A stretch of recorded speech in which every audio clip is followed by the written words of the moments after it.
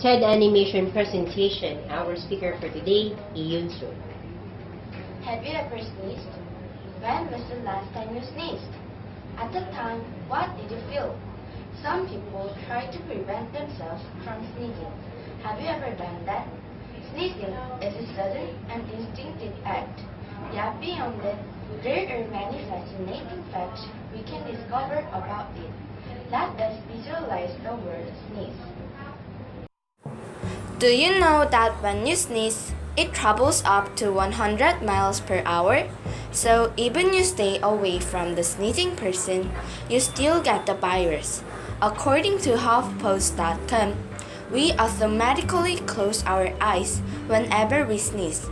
Not only that, do you know why we say bless you when we heard someone sneeze? In the 14th century, bubonic plague was a scary infectious disease because there was no medicine for it. That time, millions of people died of it. That is also why it is called Black Death. Sneezing is one of the symptoms that a person is infected of bubonic plague. Thus, Pope Gregory I suggested to say God bless you whenever someone sneezes to protect the person from death. That is the reason why nowadays it becomes a common reflex to say bless you when someone sneezes. Another interesting fact is that people say bless you when you sneeze because it is discovered that your heart stops for a millisecond. Isn't it shocking? Then if you sneeze a lot, your heart will stop for an abrupt time.